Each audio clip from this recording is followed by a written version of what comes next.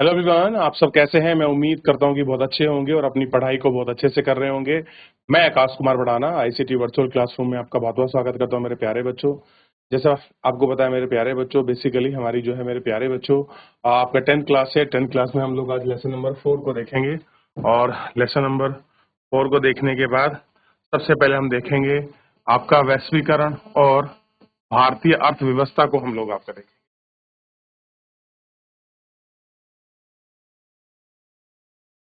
देख लिया, आगे बढ़ जाए। चलिए, तो हम देख रहे हैं वैश्वीकरण और भारतीय अर्थव्यवस्था को।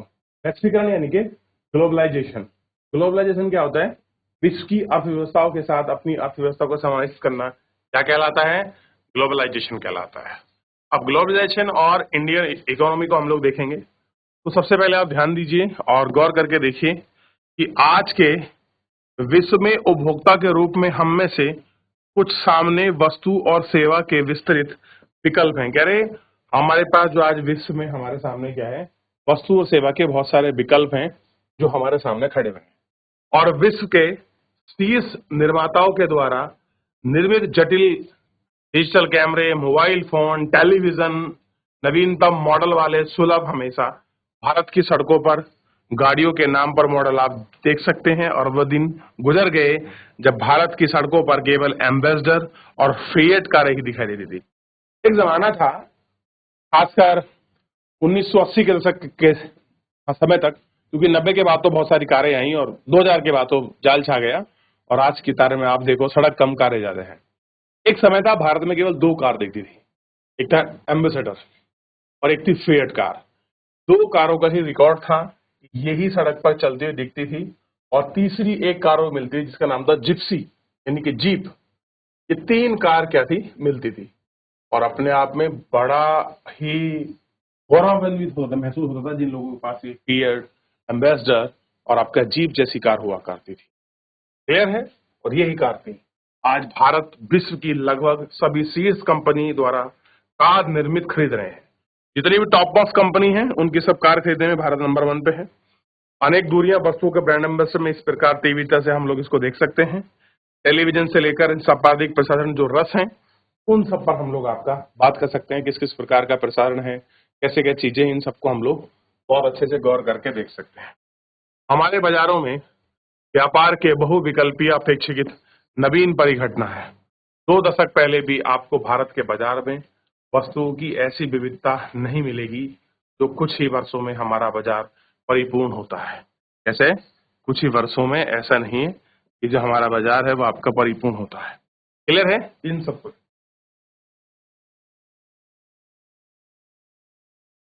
हम इस स्थिर आपके परिवर्तन को कैसे समझ सकते हैं?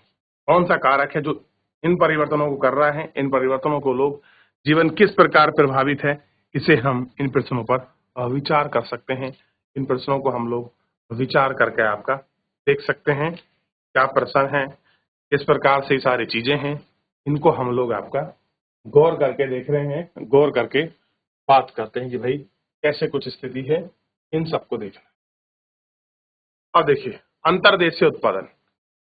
20वीं शताब्दी के मध्य तक उत्पादन मुख्यतः देशी सीमाओं के अंदर ही सीमित था। कह रहा जितना भी उत्पादन था वो क्या हो रहा था, देश की जो आंतरिक सीमा है उनके अंदर था। और इन सीमाओं को लांघने वाली वस्तुओं में केवल कच्चा माल, खाद्य पदार्थ, तेल उत्पादन थे ही थे। भारत जैसे उपनिवेश में कच्चा माल एवं खाद्य पदार्थ के निर्यात थे। तैयार वस्तुओं का आयात होता था। व्यापार के दूरस्थ को आसपास में जोड़ने का मुख्य जरिया था। कंपनियां बहुराष्ट्रीय कंपनियां कहलाती। तो ये कंपनी क्या कहलाई? मल्टीनेशनल कंपनी कहलाई। बहुराष्ट्र जो कंपनियां हैं इनको बहुराष्ट्र कंपनियों में देखा गया। ये परिदृश्य से उभारने से पहले का युग था। बहुराष्ट्रीय कंपनी वह है जो एक से अधिक देशों में उत्पादन को नियंत्रित अथवा स्वामित्व रखती है। मल्टीनेशनल कंपनी कौन सी है? वह कंपनी है जो एक देश से ज्यादा देशों में आपका स्वामित्व रखती हैं, इनको नियंत्रण करती हैं। इन सबको हम लोग क्या बोलते हैं? मल्टीनेशनल कंपनी, बहुराष्ट्रीय। बहुराष्ट्रीय कंपनी इन प्रदेशों के कार्यालय तथा उत्पादन के कारखाने स्थापित करती हैं जहां उन्हें सस्ता श्रम, अन्य संसाधन मिल सकते हैं। उत्पादन लागत की कमी करने और अधिक लाभ कमाने के लिए बहुराष्ट्रीय कंपनी ऐसा करती हैं और निम्न उदाहरणों पर, निम्न चीजों पर आप इन पर विचार कर सकते हैं और इनको आप अच्छे से देख सकते हैं। क्लियर है? यहाँ तक कोई डाउट, कोई क्वेरी? तो अंतरदेशीय उत्पादन को आप क्लियर कर चुके होंगे। सॉरी, जो इंटर स्टेट जो आपका ट्रेड होता है क्या है, किस प्रकार उसकी परिपाटी परिभूमि है, आप इसको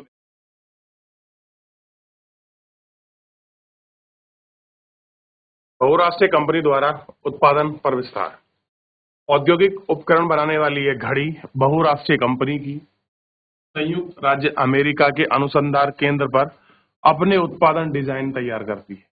उनके पुर्जे वहां चीन में निर्मित होते हैं, फिर जहाज में लादकर उनको मैक्सिको और यूरोप में लाया जाता है।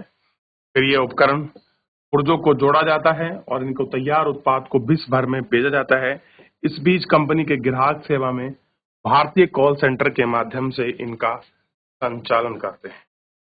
क्या करते हैं? भारतीय कॉल सेंटर के संचालक जो हैं इनके माध्यम से इनका संचालन करते हैं, इनको देखते हैं, इनको बताते हैं। क्लियर है? आगे बढ़े।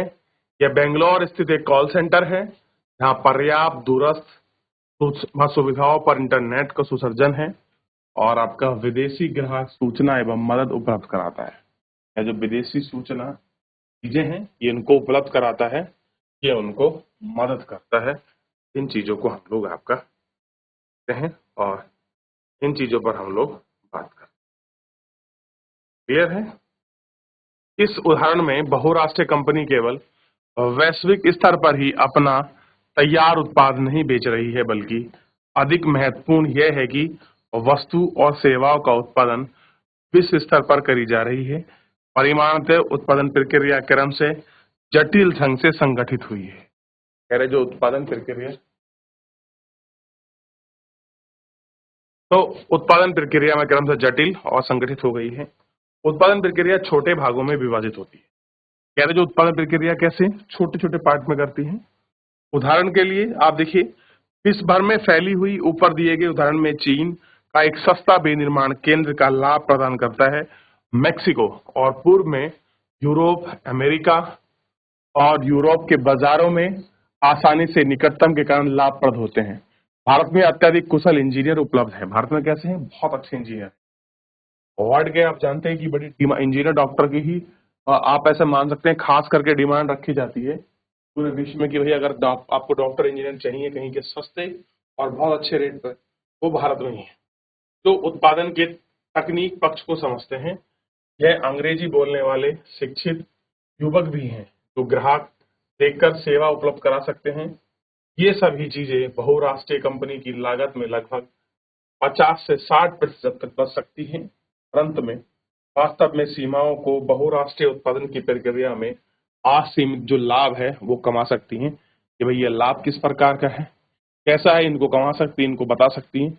ये सारी चीजें इसके अंतर्गत हैं जो बहुराष्ट्रीय कंपनी है, उनके अंदर ये सारी सीमाओं को, सारे सिस्टम्स को रखा गया है, इनको देखा गया है।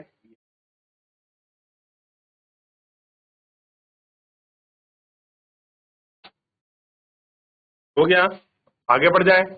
या तो देख लिया बहुराष्ट्रीय कंपनी क्या उत्पादन करती है, क्या इनका प्रोडक्ट है, क्या कुछ प्रकार का है, देख लें।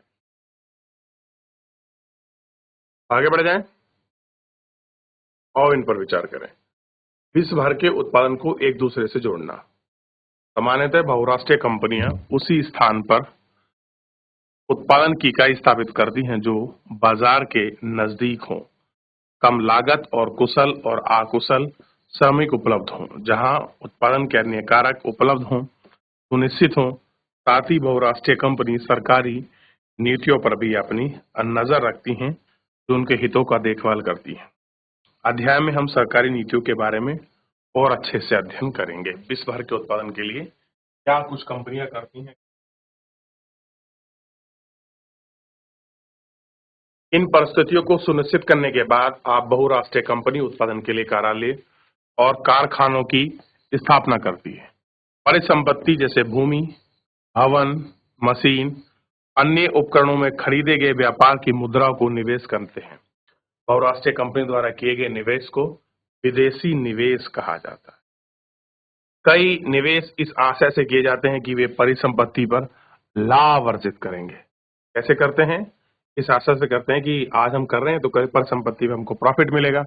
और कभी कभी बहुराष्ट्रीय कंपनियां इन देशों में स्थानीय कंपनियों के साथ संयुक्त रूप से ज्वाइंट वेंचर करती है, जैसे हीरो भारतीय कंपनी, होंडा बाहर की कंपनी ज्वाइंट वेंचर करके है। संयुक्त उत्पादन से कंपनी को दोहरा लाभ होता है। पहला, बहुराष्ट्रीय कंपनी निवेश करने से धन प्राप्त करती है और तीव्र उत्पादन के लिए मशीन खरीदती है। आपका दूसरा, बहुराष्ट्रीय कंपनी उत्पादन के नवीन प्रौद्योगिकी के साथ लेकर आती है। बाहर की अगर कोई कंपनी आएगी, ये सारी चीजें हमको यहाँ क्या है देखने के लिए मिलती हैं। और इन सब चीजों को हम लोग, मल्टीनेशनल कंपनी होती क्या है, किस तरीके से बोरोवर्स करती हैं, क्लियर है? तो इन सबको हम लोग आपका इसमें क्लियर है क्या है। मल्टीनेशनल कंपनियां किस प्रकार से चीजों को खरीदती हैं, किस प्रकार चीजों को बेचती हैं, और कैसे सेल एंड परचेज का जो वर्क है वो आपका होता है। इसमें आप बड़े अच्छे से गौर करके एक एक करके आप देख भी सकते हैं। बेसिकली जो इनका काम है वो किस प्रकार का काम है, वर्किंग कैसा है इनका, और कैसे सेल और परचेज करती हैं, इनको आप अच्छे से यहाँ पर देख सकते हैं। क्लियर है? वैसे का आगे बढ़े, आगे बढ़ के देखते हैं। लेकिन बहुराष्ट्रीय कंपनी का निवेश का सबसे आम रास्ता स्थानीय कंपनी को खरीदना और उसके बाद पर इन्वेस्ट करना है। तो बहुराष्ट्रीय कंपनी आती हैं, वो क्या करती हैं, आगे भारत में निवेश करेंगी। सबसे अच्छा तरीका, वो किसी यहाँ लोकल कंपनी को खरीदती हैं, उसके बाद उत्पादन करती हैं और अपना अपार संपदा लगाकर बहुराष्ट्रीय कंपनी आसानी से कर लेती हैं। और एक बहुराष्ट्रीय बड़ी अमेरिकी कंपनी में Kargil food, park park food जैसी छोटी कंपनी को खरीद, एक कंपनी आई कारगिल फूड, ने क्या किया, परख जैसी छोटी कंपनी को खरीद लिया। परख फूड ने भारत के विभिन्न भागों में एक बड़ा विपणन तंत्र तैयार किया था। उसका एक बड़ा मार्केट नेटवर्क था और जहां उसके ब्रांड काफी प्रसिद्ध थे। परख फूड के 4 तेल शोधक केंद्र भी थे। अब कारगिल का नियंत्रण हो गया। कारगिल 50 लाख पैकेट प्रतिदिन निर्माण करने की क्षमता के साथ भारत में खाद्य तेल की सबसे बड़ी कंपनी बन गई। 50 लाख जो है पैकेट पर डे पैक, और बहुत बड़ी कंपनी के रूप में उभर कर सामने। क्लियर है? अब देख सकते हैं कारगिल फूड कैसे कोई कंपनी भारत में आती है, कैसे वो प्रवेश करती है, इन सब का चीज इसमें। आगे बढ़ जाए, चलिए सामने देख लिया। यहाँ तक कोई डाउट, कोई क्वेरी किसी बच्चे का? भारत व्यवस्था में कई शीर्ष बहुराष्ट्र कंपनियां संपत्ति विकासशील देशों की सरकारों के साथ बजट भी बहुत अधिक है। अपार संपत्ति वाली बहुराष्ट्रीय कंपनियां शक्ति का प्रभाव पर विचार करेंगे। बहुत सारी कंपनी ऐसी, मटन जैसी कंपनी, इनका बर्थ जो है इतना बड़ा है, वो किसी देश की अर्थव्यवस्था या राज्य की अर्थव्यवस्था के बराबर भी है। बहुराष्ट्रीय कंपनी एक अन्य तरीके से उत्पादन को नियंत्रित करती है। विकसित देशों की बड़ी बहुराष्ट्रीय कंपनियां छोटे उत्पादकों को उत्पादन का ऑर्डर देती हैं, जैसे जूते, चप्पल, खेल के सामान उद्योग। ऐसे विश्व भर में बड़ी संख्या छोटे उत्पादक द्वारा उत्पादन किया जाता है और बहुराष्ट्रीय कंपनी को इन उत्पादन में की जाती है, फिर भी इन्हें ब्रांड के नाम से ग्राहकों को बेचती हैं।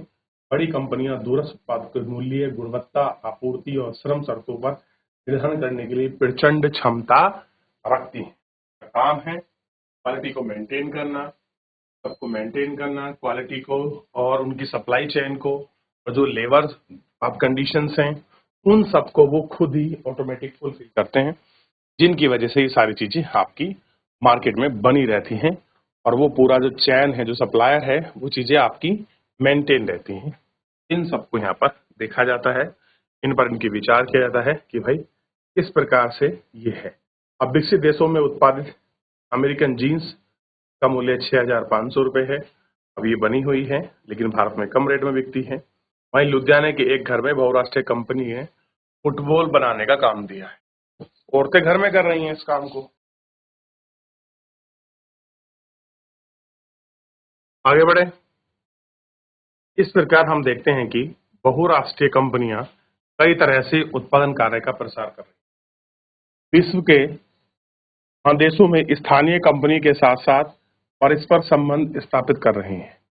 स्थानीय कंपनियों के साथ साथ साझेदारी द्वारा आपूर्ति के लिए स्थानीय कंपनी का इस्तेमाल करके स्थानीय कंपनी के निकट प्रतिस्पर्धा करके उन्हें खरीद कर बहुराष्ट्रीय कंपनी दूरस्थ स्थानों का उत्पादन अपना प्रभाव जमा कर रही है।